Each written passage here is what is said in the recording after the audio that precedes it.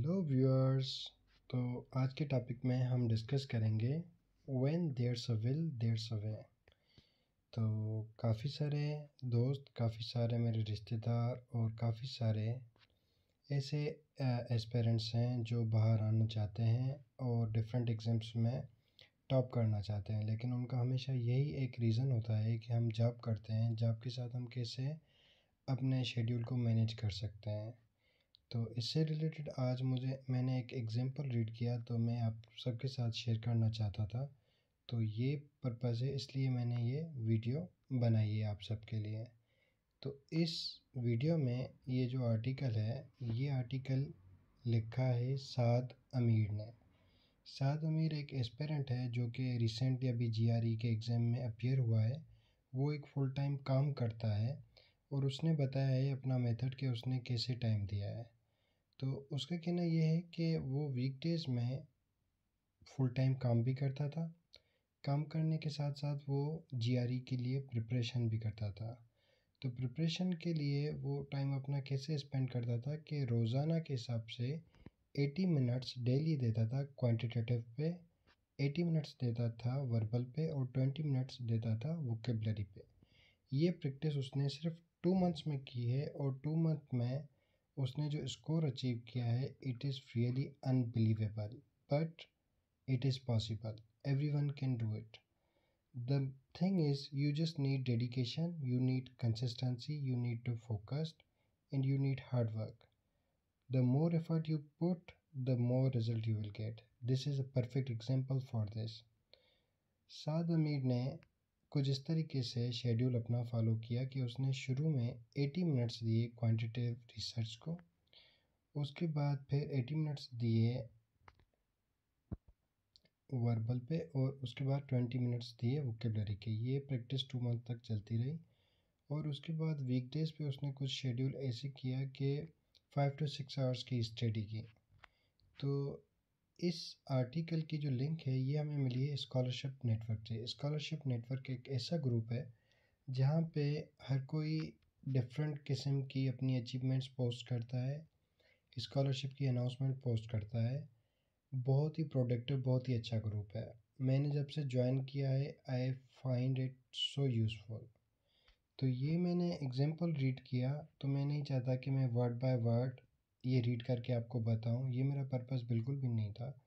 मेरा जो overall purpose था वो ये था कि मैं आप सबको ये सिखा सकूं कि इस एग्जांपल से आप सीख सकते हैं कि आप अपनी सोशल लाइफ भी बरकरार रख सकते हैं, आप अपनी वर्क लाइफ भी बरकरार रख सकते हैं और साथ में साथ किसी भी किस्म की प्रिपरेशन कर सकते हैं।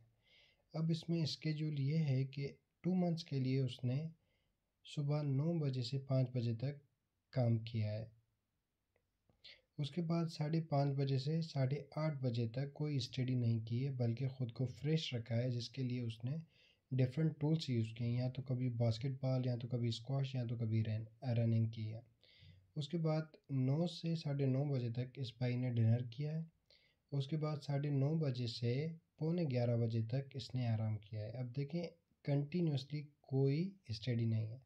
अब स्टडी का टाइम क्या है, ये भाई 11 बजे 15 मिनट में फ़्रेश होके 11 बजे से 2 बजे तक 3 घंटे एवरी डे उसने स्टडी की है जीआरई की, जो कि अबव उसने तरीका मेंशन किया है कि उसने कैसे टाइम को मैनेज किया है।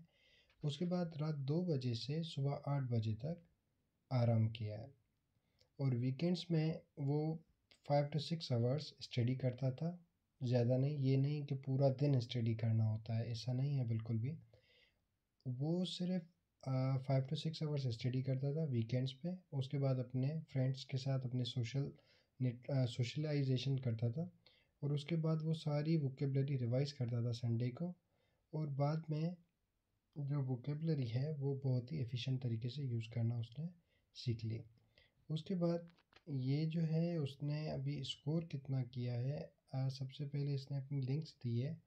ये लिंक्स हैं, अगर आप इनको फॉलो करना चाहें तो आप फॉलो कर सकते हैं, क्योंकि इस पे उसने वो सारा मटेरियल रखा हुआ है और आप इनसे ख़ुद कांटेक्ट करके सवाल भी पूछ सकते हैं कि अगर आपको जीआरई की तैयारी करनी है या फिर आपको अपना शेड्यूल कैसे मैनेज करना है। तो ये सारी चीज़ें हैं। उसके बाद ये इसका रिपोर्ट कार्ड है। रिपोर्ट कार्ड में इसने मेंशन किया हुआ है कि इसकी क्या है। अभी ये जो इसका रिपोर्ट कार्ड है जो कि इसकी टेस्ट दी है 28 जुलाई को। अकॉर्डिंग टू रिपोर्ट कार्ड इसने वर्बल रीजनिंग में 170 स्कोर किया है जो कि 99% है, और क्वांटिटेटिव रीजनिंग में 169 जो कि 94% है, और एनालिटिकल राइटिंग के हिसाब से 5.0 किया है। अब हम आते हैं कि इसने टोटल स्कोर जो है वो कितना किया हुआ है। वो इसने सबसे ऊपर टॉप पे इसने डिस्कस किया है। इसने 339 आउट ऑफ 340 लिया है, जस्ट 1 मार्क लेस। सो इसने बहुत अच्छा स्कोर लिया है। तो ये पर्पस आर्टिकल शेयर करने का आप सबके साथ पर्पस ये था कि अगर आप ज़िंदगी में कुछ भी हासिल करना चाहते हैं ना, तो आपको विल होनी चाहिए कि मैं ये कर सकता हूँ, और आप बिल्कुल कर सकते हैं। चाहे वो स्टडी हो, चाहे वो हेल्थ हो। अगर आपको लगता है कि आप बीमार हैं, आप ठीक नहीं हैं, आप नहीं ठीक हो सकते, तो जब तक आप खुद नहीं चाहें कि आप ठीक हो सकते हैं, तो आपको कोई भी ठीक नहीं कर सकता। सेम पैटर्न स्टडी में भी फॉलो होता है कि जब तक आप नहीं चाहेंगे कि मुझे ये टारगेट अचीव करना है, अचीव करना है, अचीव करना है, तब तक आप अचीव नहीं कर सकते।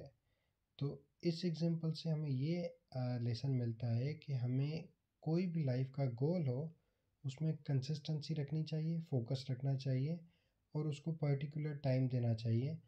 तो आप वो चीज़, अपना गोल, अपना टारगेट बिल्कुल अचीव कर सकते हैं। तो आई होप मेरा ये वीडियो, मेरी ये छोटी कोशिश आपको कन्वे करेगी आपके गोल को अचीव करने में। और मैं ये ज़रूर जानना चाहूँगा कि जो मैं सोचता हूँ, क्या आप ऐसा सोचते हैं कि ऐसा होना सही है या नहीं है? तो मैं ये ज़रूर जानना चाहूँगा, कमेंट करके ज़रूर बताएं। और अगर आपको कंटेंट अच्छा लगा है तो लाइक और शेयर और सब्सक्राइब करना ज़रूर कीजिएगा। Thank you, see you in the next video.